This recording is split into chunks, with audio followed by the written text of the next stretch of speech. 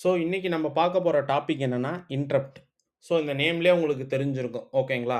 So, real time example என்ன சொல்றேன் அப்படின்னு பார்த்தீங்கன்னா, இப்ப நம்ம ஜெனரலா ஒரு வீட்ல உட்காந்து டிவி பார்த்துக்கிட்டு இருக்கோம், ஒர்க் பண்ணிக்கிட்டு இருக்கோம். ஸோ, அப்ப யாராவது கொரியர் பாயோ, இல்ல டெலிவரி பாயோ வந்து காலிங் பெல் அடிக்கிறப்ப என்ன பண்ணுவோம்? அந்த ஒர்க்க ஸ்டாப் பண்ணிட்டு, நம்ப போய் அந்த டெலிவரி பார்சல வாங்கிட்டு, அவர சென்ட் பண்ணிட்டு, திருப்பி வந்து நம்ம அந்த ஒர்க்க கன்டின்யூ பண்ணுவோம். சேம் இதே மாரி தான் மைக்ரோ கண்ட்ரோல்லயும் நடக்கும். ஜஸ்ட் நீங்க ஒரு வொயில் லூப்புக்குள்ள வந்து ஒரு ரொட்டீனா ஒரு ஃபங்ஷன் நடத்திக்கிட்டே இருப்பீங்க. ஓகேங்களா? அந்த ஒர்க் பார்த்துக்கிட்டே இருக்க. எக்ஸாம்பிள் ஒரு டெம்பரேச்சர் சென்சார ரீட் பண்ணி எடுத்துக்கிட்டே இருக்கிற மாரி இருக்கும். திடீர்னு வந்து ஒரு பட்டன் யூசர் வந்து ஒரு பட்டன பிரஸ் பண்றப்ப அது என்ன ஆகும்னா, அதுதான் அது இன்டரப்ட்டா அந்த சிக்னல எடுத்த உடனே, அந்த வொயில் லூப்ல இருக்கிற ப்ராசஸ அப்படியே பாஸ் பண்ணிட்டு, நேரா இங்க வந்து இந்த இன்டரப்ட்க்குன்னு ஒரு ஃபங்ஷன் நீங்க போட்டிருப்பீங்க. அந்த ஃபங்ஷன முடிச்சுட்டு, திருப்பி வொயில் லூப்ல போய் அந்த ஃபங்ஷன ஸ்டார்ட் பண்ணும். ஸோ இதுதான் இன்டரப்ட். ஓகேங்களா? ஸோ ஜெனரலி இத எப்படி சொல்லுவாங்கன்னா, எக்ஸ்டர்னல் இன்டரப்ட்ன்னு சொல்லுவாங்க. ஓகேங்களா?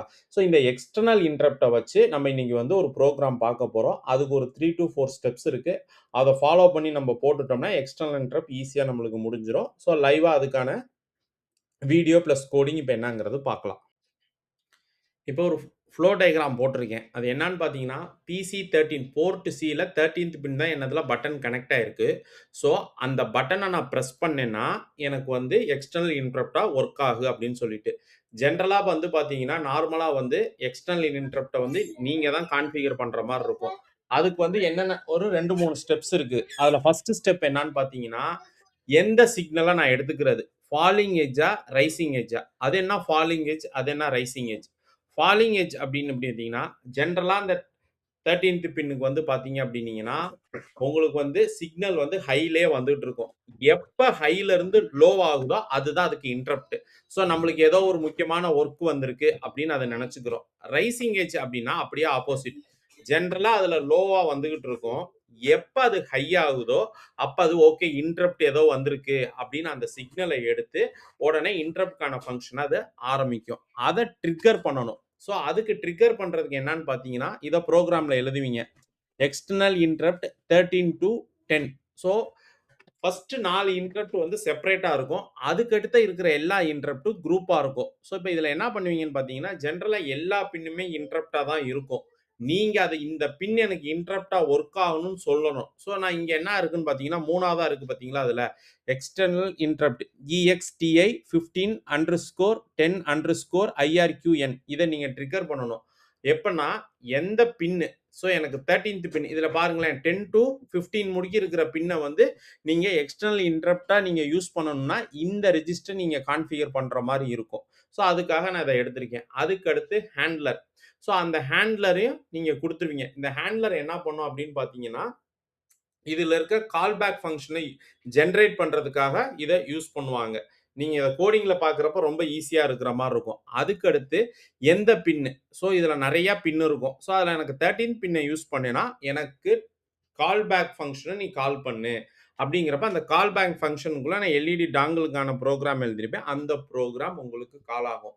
இப்ப அந்த எல்இடி நான் டாங்கிளுக்கான புரோகிராம் வந்து ஒயில் லூப்ல எழுதுவேன்னு நெனச்சீங்கன்னா, ஒயில் லூப்ல இது இருக்கவே இருக்காது. இது தனியா கால் பேக் ஃபங்ஷன் சொல்லி இருக்கும். இப்ப நம்ம லைவா கோடிங் பார்ப்போம். அப்போ உங்களுக்கு இது ரொம்ப ஈஸியா புரியும்.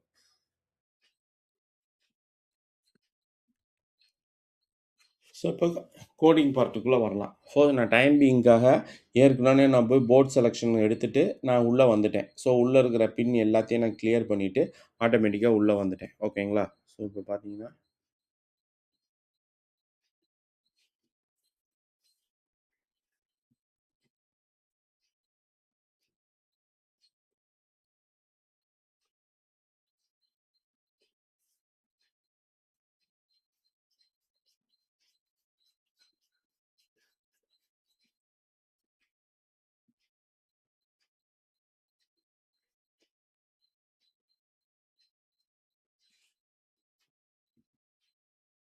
ஸோ, நான் எந்த பின்னுமே எடுக்கல. பின் அவுட்ட கிளியர் பண்ணிட்டு, நான் சேவ் பண்ணிட்டேன். ஓகேங்களா? ஸோ, அதுக்கடுத்து நம்ம இப்ப என்ன பார்க்க போறோம் அப்படின்னு பார்த்தீங்கன்னா, ஃபர்ஸ்ட்டு ஸ்டெப்பா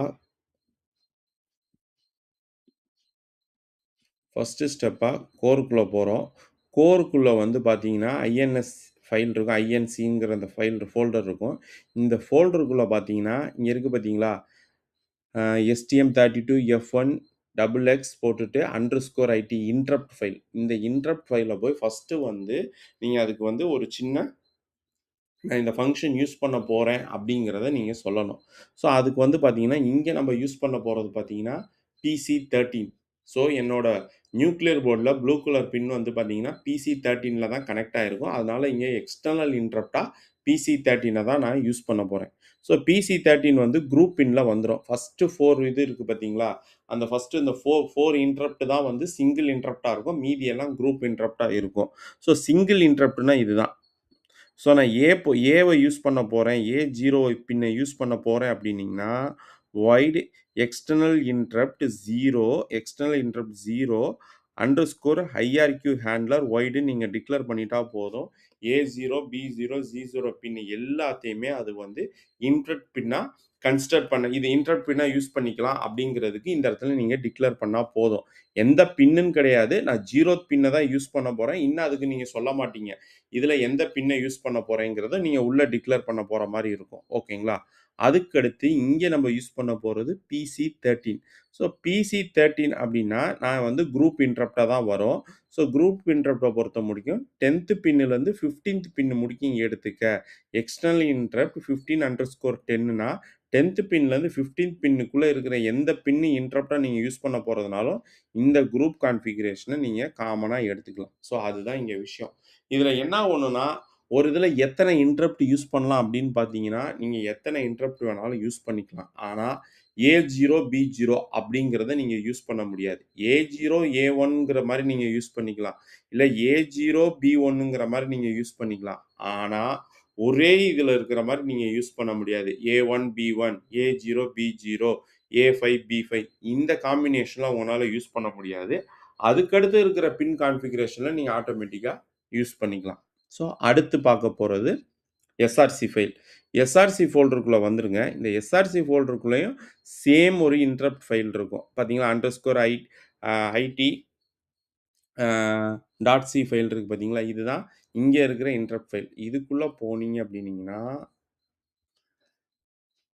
லாஸ்ட்டா வந்தீங்கன்னா, இங்க இருக்கு பாருங்க. 13த் பின் நான் யூஸ் பண்ண போறேன்.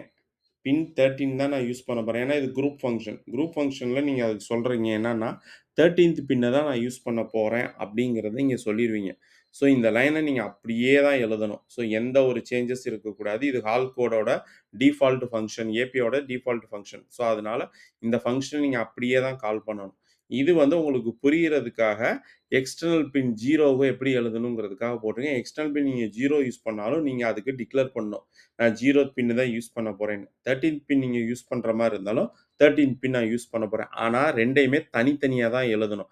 எக்ஸ்டர்னல் இன்டரப்ட் 0 ஐஆர்கியூ ஹேண்ட்லர்னா இதுக்கு நீங்க தனியா தான் எழுதணும்.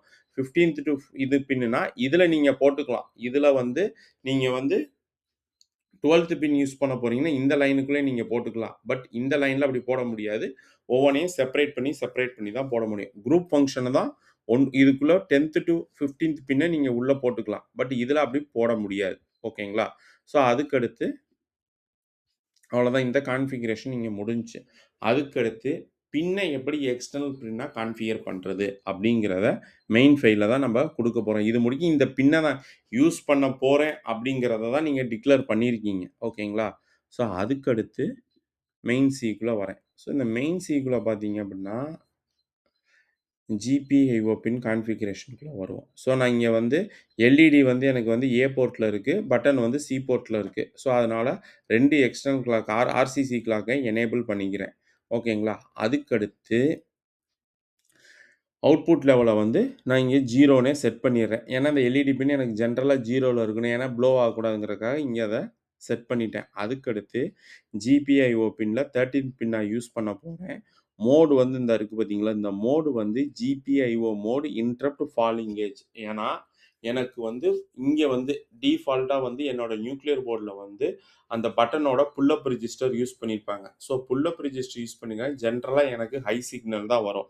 எப்ப வந்து நான் பட்டன பிரஸ் பண்றேனோ, அப்ப லோ சிக்னலா மாறும். ஸோ, அதனால இங்க நான் ஃபாலிங் குடுத்துருக்கிறேன். ஸோ, எப்பலாம் எனக்கு ஹைல இருந்து லோவா போதோ, அப்ப என்ன ஆகும்னா, அந்த பின் வந்து இன்டரப்ட்டுக்கான சிக்னல் வந்துருச்சுன்னு சொல்லிட்டு அது அலர்ட் ஆக ஆரம்பிச்சுரும். ஸோ அதுக்காக தான் இங்க 1 டூ 0 அப்படிங்கிற மாரி நான் இங்க போட்டிருக்கிறேன். ஸோ எனக்கு ஜென்ரலா ஹைல இருக்கும்.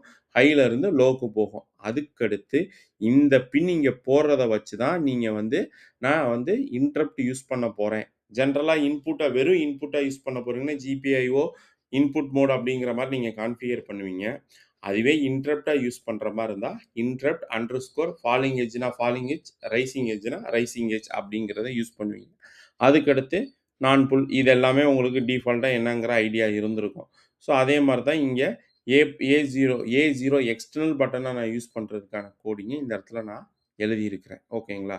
ஸோ அதுக்கடுத்து இவ்வளோதான். இந்த இதோட உங்களுக்கு மெயின் கான்ஃபிகர் பண்றது முடிஞ்சுச்சு. என்னன்னா, ஆல் என்விஐசி. ஸோ என்விஐசி செட் த பிரியாரிட்டி. ஸோ நான் குடுக்குறேன். பிரியாரிட்டி குடுக்குறேன். ஸோ எந்தெந்த இதுக்கெல்லாம் நான் பிரியாரிட்டி குடுக்க போறேன் அப்டின்னா, இந்த போர்ட்டுக்கு. ஸோ எக்ஸ்டர்னல் இன்டரப்ட்ல 10 டூ 15ல இருக்கிறதுக்கு வந்து வரதுல எனக்கு வந்து 0,0 இது வந்து பிரியாரிட்டி. இது சப் பிரியாரிட்டி. ஸோ 0 வந்து ஹையாவும் 5க்கு போறப்ப அது லோவாவும் எடுத்துக்கிறோம். ஸோ இப்படி தான் எடுத்துக்கிற மாரி இருக்கும். 0 டூ 5ங்கிற கான்செப்ட்ல வரும். ஸோ 0 குடுக்குறப்ப ஹை பிரியாரிட்டியா இருக்கும். இதுவே இந்த இடத்துல உங்களுக்கு இந்த இது போட்டிருக்கேன் பாருங்க. A0 பின்னுக்கு எக்ஸ்டர்னலா ஒரு பட்டன் யூஸ் பண்றேன்னு சொன்னேன் பார்த்தீங்களா? இத 1 குடுத்தேன்னா, அட் அ டயத்துல இது 2க்கு சிக்னல் வந்துச்சு அப்டின்னா, ஃபர்ஸ்ட்டு இத ஹை பிரியாரிட்டியா எடுத்துக்கிறோம். அதுக்கப்புறம் தான் இத எடுத்துக்கிறோம். இன்கேஸ் நான் இங்க 0 குடுத்துட்டேன். இப்ப 2க்கும் அட் அ டயத்துல சிக்னல் வருது. 2மே ஹை பிரியாரிட்டியா தானே குடுத்துருக்கோம் அப்டின்னீங்கன்னா, அது என்ன பண்ணும்னா, இது 1ன்னு இருக்கு, இங்க 0 இருக்கு. அப்ப இத தான் இன்னும் ஹை பிரியாரிட்டியா எடுத்து வொர்க் பண்ணும். நீங்க இதையும் 0ன்னு குடுத்தீங்கன்னா, அட் அ டயத்துல 2யும் எடுத்துட்டு ஃபர்ஸ்ட்டு இத முடிச்சுட்டு அடுத்துக்கடுத்து இதுக்கான ஒர்க்குக்கு அது வரும். ஸோ இதுதான் அதுக்கான பிரியாரிட்டி செட் பண்றது. ஓகேங்களா? ஒன்ஸ் இதுக்கு நம்ம பிரியாரிட்டி செட் பண்ணி முடிச்சோனே, அதுக்கடுத்து இங்க கால் பேக் ஃபங்ஷன். இதுதான் லாஸ்ட் திங். ஸோ இந்த கால் பேக் ஃபங்ஷன்ல தான் எனக்கு இன்டரப்ட்ல என்ன நடக்கணும்? ஸோ இங்க இன்டரப்ட்ல எனக்கு என்ன நடக்க போது? ஒரு எல்இடிய நான் வந்து இது வொர்க் பண்ண போறேன். ஃபர்ஸ்ட் டைம் பட்டன கிளிக் பண்ணேன்னா, அந்த எல்இடி எரியணும். திருப்பி அந்த பட்டன கிளிக் பண்ணேன்னா, அந்த எல்இடி ஆஃப் ஆகணும். அந்த மாரி ஒரு ப்ரோகிராம் நம்ம இங்க பண்ண போறோம்.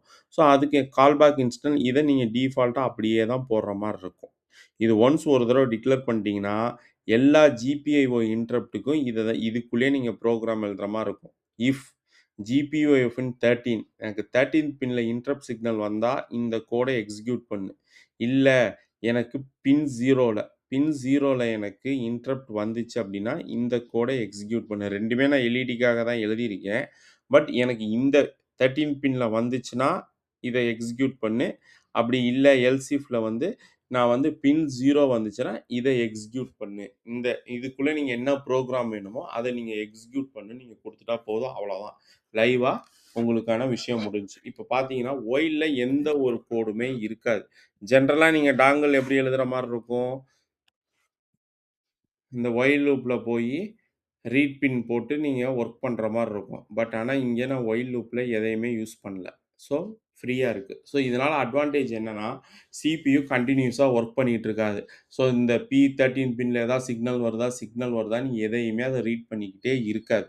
ஸோ, எப்ப நீங்க வந்து பட்டன பிரஸ் பண்றீங்களோ, அப்ப இன்டரப்ட் ரெஜிஸ்டருக்கு ஒரு ட்ரிகர் ஆகும். ஸோ, அப்ப என்ன பண்ணும்னா, மைக்ரோ கண்ட்ரோலர் உடனே வேக் பண்ணி, ஸோ ஸ்லீப்பிங் மோட்லருந்து ஆன் மோடுக்கு வந்துரும். ஆன் மோடுக்கு வந்துட்டு எந்த பின் இன்டரப்ட் ஆயிருக்கு, அதுல என்ன புரோகிராம் பண்ணியிருக்காங்களோ, அத எக்ஸிக்யூட் பண்ணும். இங்க இருக்கிறத பொறுத்த முடிக்கும்.